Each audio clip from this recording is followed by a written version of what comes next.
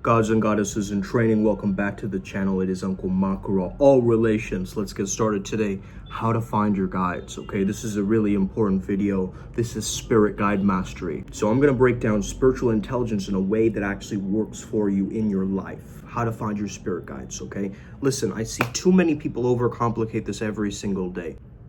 And they ask me very similar questions. They think they need some grand vision, some glowing entity appearing from the sky in front of them, like some ancient prophecy unlocking. No.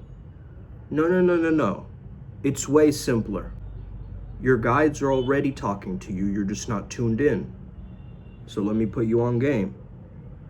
Spiritual intelligence is pattern recognition. Your guides talk to you through synchronicities, through names that keep popping up, through symbols you keep seeing. Ever been thinking about a specific energy and suddenly people start mentioning it? Suddenly you're scrolling and the algorithm hits you with some kind of a deity image, that same archetype. It just hits your feed. Have you ever met someone with the same name as an entity that you've been researching?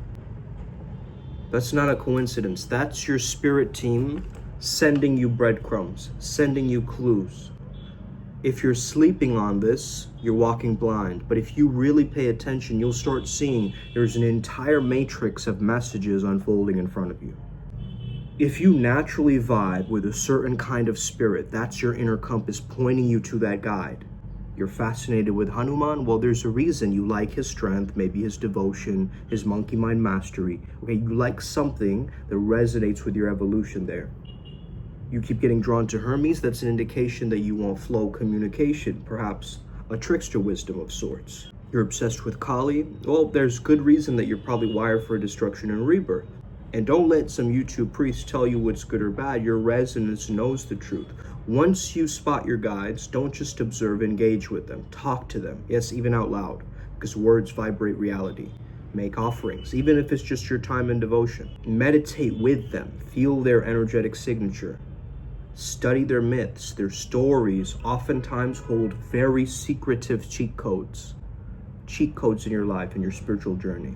So when you're working with a new spirit, what's really happening is you're opening up a circuit between your consciousness and their consciousness. So the more energy you put in, the stronger the connection becomes. If you're out here trying to summon spirits just to get money or manipulate people or, flex on your ex, then you're playing yourself. Because guides evolve with you. If your focus is on growth, you'll get growth. You'll get upgrades, you'll get power, you'll get the knowledge and the gnosis.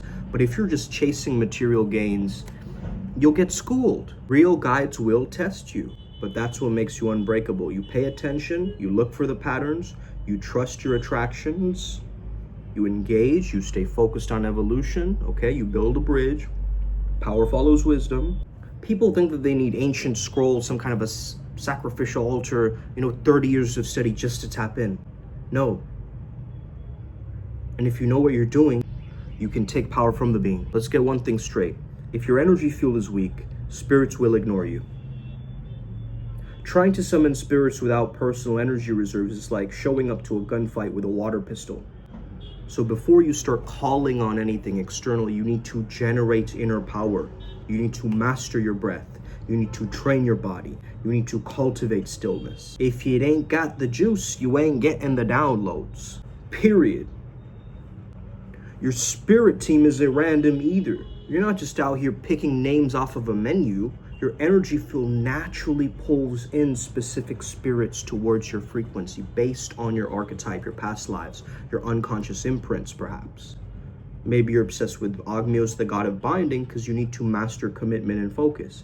You keep seeing images of Thoth everywhere. You're wired for esoteric downloads and arcane wisdom. You're drawn to Lilith. There's a lesson there in your forbidden power and sovereignty that's waiting for you. So the pull is the proof.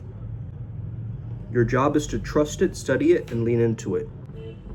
Invocation isn't about praying or wishing. It's energetic fusion. When you invoke a spirit, you're opening a circuit between your field and theirs. You're pulling in attributes into your own consciousness, and you're reprogramming your neural and energetic patterns with their frequency.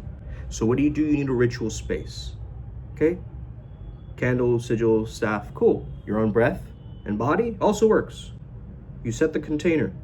You use the correct call, mantras, incantations, direct telepathic summoning. Sound carries presence too, okay? Maybe you're playing some song in the background.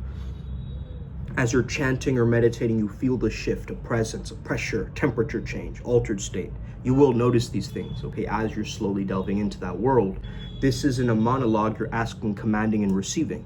So this real work starts after invocation. Now you have to live what you just absorbed.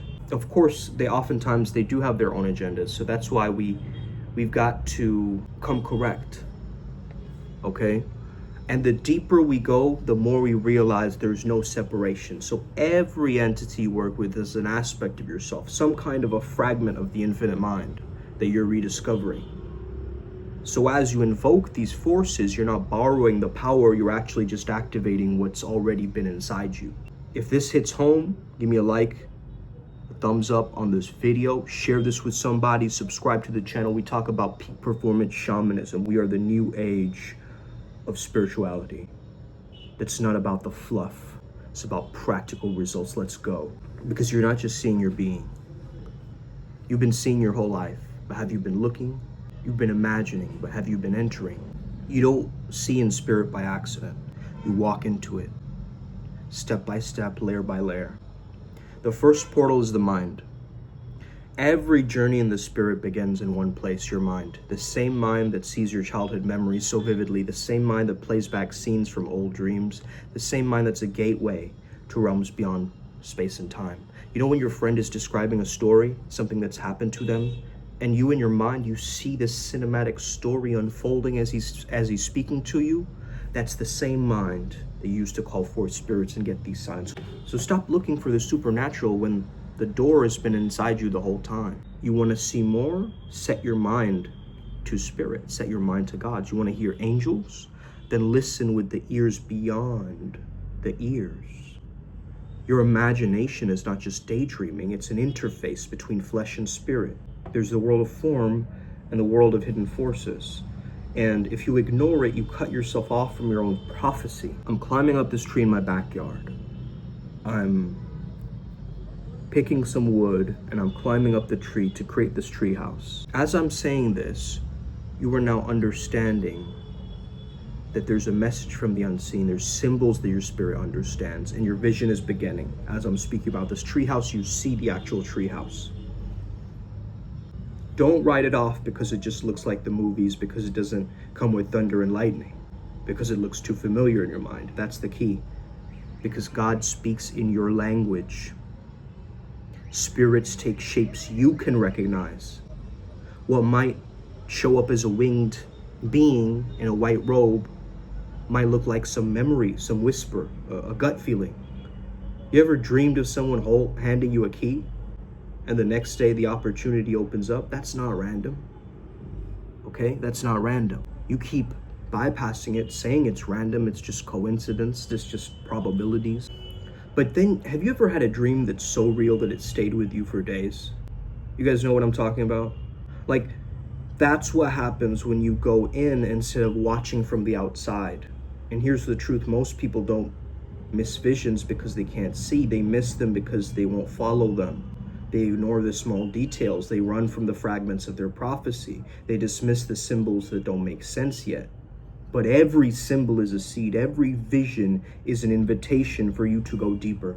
If you can't rule your mind, you can't rule your visions. And if you can't focus, you can't receive.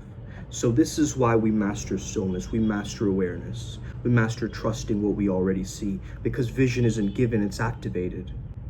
It's not about being chosen, it's about choosing to walk in it. The spirit realm isn't far, my friends. It's just waiting for you to enter. Now tell me, what's the last thing you dismissed as just your mind, just your imagination? Because that might have been the first real vision that you have ever received. Let's get it today. Upward Spiral Gang. May we never be the same again. Find your guides, and your guides will find you. Let's get it. Tap in. Let's go. Boom.